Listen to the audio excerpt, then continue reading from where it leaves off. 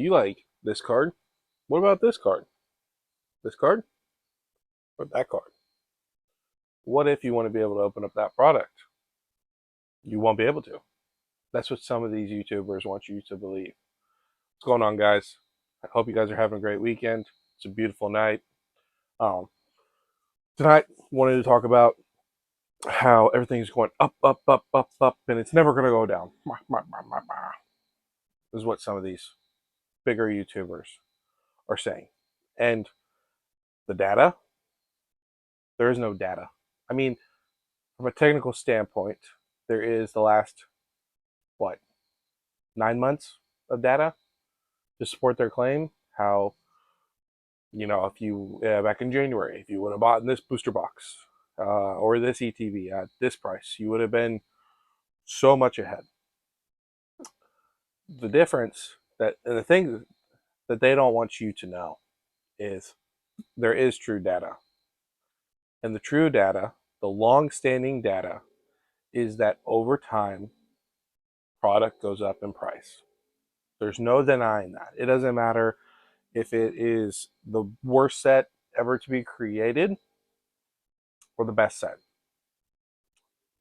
Everything goes up. Of course, it goes up at different. There's no like set. So there's no like set percentage that the product's going to go up. The better sets are going to climb quicker, and they're going to climb at a much higher rate than, say, your like battle styles or a lot of the base sets. Besides like the older base sets, but if you notice, the pattern for Pokemon is staircase. That's why a lot of people call it the staircase. Is because it's a gradual incline, slow incline. There's not a in a typical market for Pokemon, it is a gradual incline. So when you look at a graph, it's not just skyrocketing off to the moon like you're seeing a lot of these cards or sell product doing. Okay, it's gonna gradually over time. It may go up. Let's say Bubble Mew, it may go up to $90. Then it may slowly climb, or it may sit there, and then it might go up. Again, it's not just having these explosions like we're seeing with that card. Okay, or the Charizard from that set, uh, or or any other card that you've been either eyeballing or wanting to do something with. Okay, so with these YouTubers, and there's several of them. There's a good majority of them. And the biggest one that I'm going to that is the focus of the video that gave me the inspiration behind this video is Nostalgianomics. Brother, this guy stinks! Everyone's favorite YouTuber, the guy who says that he doesn't care what you think. He's here for the people. Okay. He's also the guy who a couple days ago tried to sell you that you should be buying Shrouded Fable. And I don't know what you may feel about Shrouded Fable. Shrouded Fable is a terrible set. And I think that even new people who are just getting into this know about Shrouded Fable, have heard about Shrouded Fable, and know that's a terrible set. I mean, if you look at the card list, go on TCG Player, look it up. There's a Persian. Um, I like the Cresselia. I got a Cresselia in a 10, so from my tag. But I personally like that card. But again, and there's probably a card in that set, in that set for everybody. But other than that, I mean, there's no big chases. That set is worse than Battle Styles.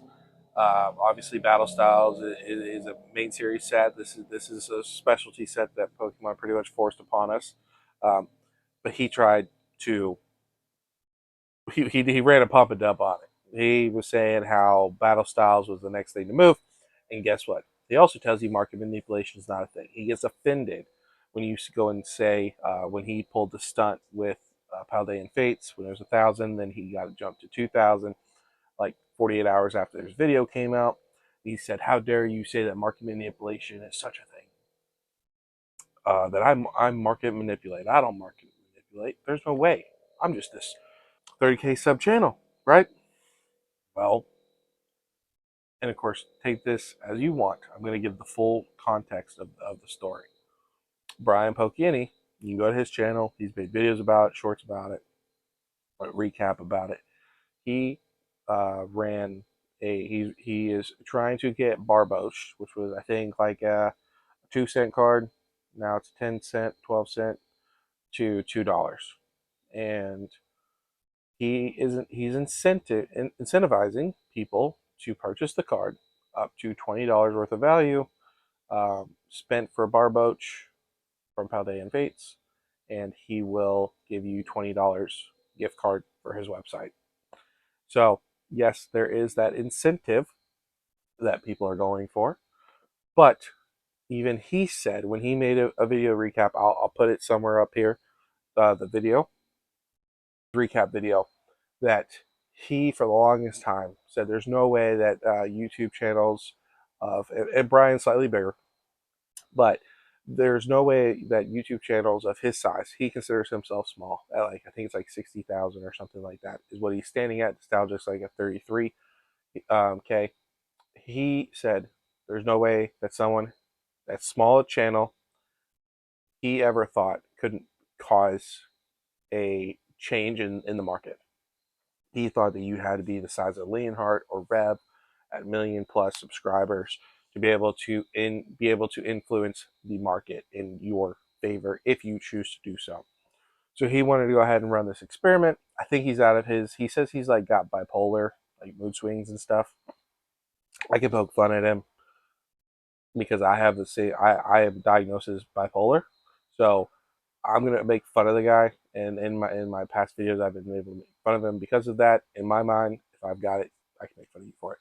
So I think he's out of his bipolar thing where he was like talking all politics, talking crazy, throwing pissy fits. And now he's kind of like coming back to normal. So he decided he wanted to run this experiment for the Barboach, and he said in his recap that he was in denial for years about being able to market manipulate at his size and be able to cause a drastic change in the market, and that now he believes it and he knows it based off of what he did with the Barboach to it like sold like 6,000 copies in 24 hours. Now obviously we're talking about a small card. We're not talking about like a card that's $100, $200, right? But it still doesn't change the fact of the matter that if a YouTuber of any size, any good size, right? And of course, when you're in the YouTube community, you know, you look at these people with million subscribers and you go, oh, I'm just a 30K, 60K, 20K, 10K person. Doesn't really matter what I say, it does. If you have all the boxes. You have your online store. You have all these boxes. You say how much money you have, or you act that way. People are gonna listen, and they're gonna go, okay, this guy does Pokemon. He must be making this money from Pokemon. I'm going to listen to him when it comes to Pokemon. So if you go and say, man, that card, uh, we're gonna go ahead with a card that's going down in value, which is great. The Reshiram or the Zekrom EX, the normal SIRs from Black Bolt White Flare, those hit $100. Okay. And one of those YouTubers come out and say that's the next big card. It doesn't matter if people can really afford to do it. There's so many options out in the real world where people can go ahead and pay for it now and then get it later or put it on a credit card. People are going to do it, and then that's going to explode. That's what we're seeing with like the Bubble Mew and stuff like that again. Of course, there's other factors, but he, as a bigger YouTuber, said, absolutely, you can market manipulate if you have enough of an audience. And he believes it now. So for Nostalgianomics to go, how dare you incentivize that I am trying to manipulate the market? You are. You are. You are. And that's what he's doing with all of this sale product.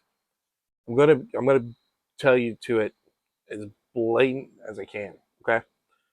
If you look at anything in the world, anything, stocks, no stock goes up forever. Gas doesn't go up forever. Uh, Food doesn't go up forever. Bitcoin doesn't continue to go up. None of these things continue to go up. They go up, they go down. They go up, they go down. They go up, they go down. They have their good days and their bad days. And for this guy to make, and go look at his channel, he made it about all of this seal product from Scarlet and Violet. He said, should have bought it then. Yeah, now it's double the price or whatever. That's not true. It's a lie. It is a short-term truth to a big-term lie. And if you don't start listening to other people and you only listen to people like him, you're going to get burnt and you're going to, it doesn't even matter if you want to collect Pokemon because you're not going to have any money to collect Pokemon, okay? And you're going to have to hold on to your product for so much longer than other people are to be able to make the profit, to make up for the money that this asshole's making you all lose in the long term. If you're here for 6 months, go ahead, keep listening to him. Sure, whatever. But long term, he is literally bankrupting you, is what he's doing. Because he's an idiot, but he's not an idiot.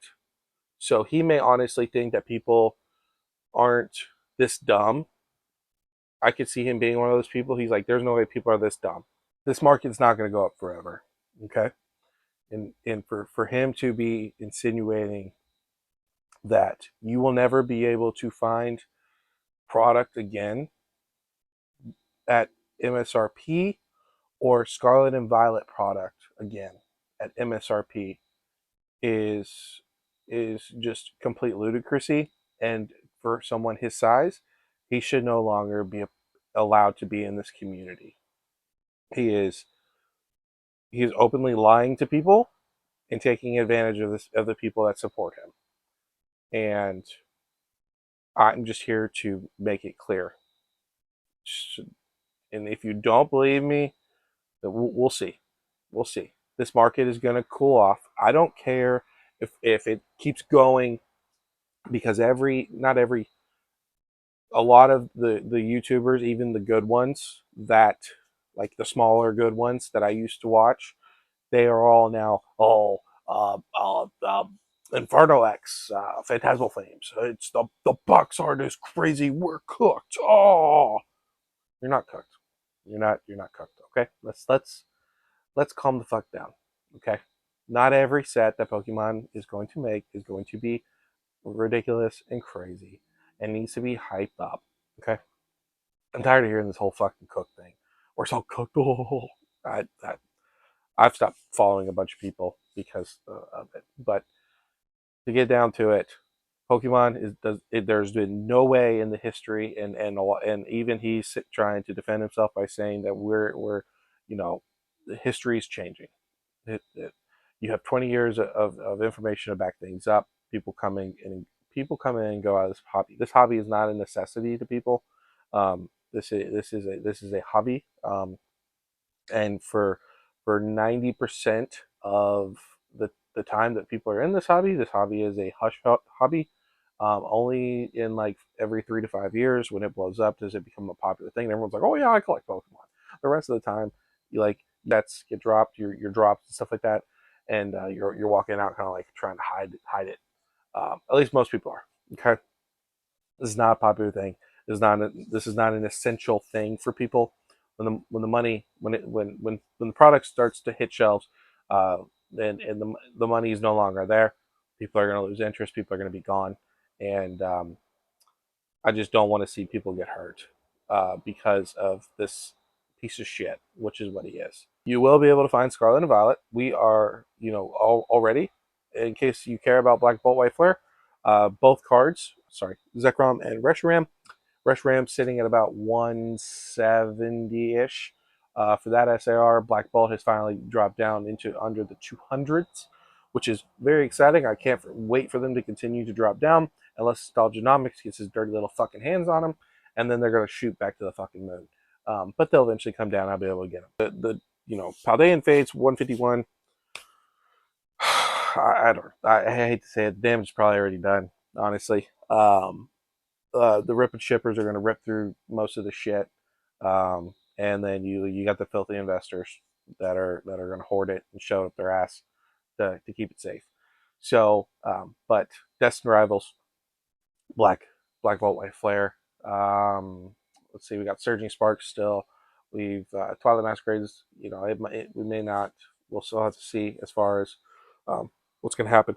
But we still got a year or two for some of these sets. So don't worry. It doesn't matter if they're in Mega, they're far in Mega. We're looking at 10th generation. There's still time. And it would help too if Pokemon would stop printing fucking booster bundles and ETBs and start printing booster boxes. Pokemon needs to start in like these collector boxes and shit like that. They gotta just print booster boxes. If they print the booster boxes, then the market's going to fall flat on its face. But just want to let you guys know what these people are saying. If they are telling you that things are only going to go up, and if you don't buy now, you're screwed, they're lying to you. They're taking advantage of you. That's not normal. It will never be normal. People, when you have 20 years of information, things don't change. Okay? Product will go down. You'll be able to find product again. Prices are going to go. And if people aren't careful, we might be in for a really long, bad time, which is great. I'm going to load up then. But a lot of people are going to get hurt. So, my video, let me know what you think down below. Right, wrong? You like Nostalgia Knobs? You think he's a great dude? He gives great advice. Let me know. And I'll see you guys in the next one.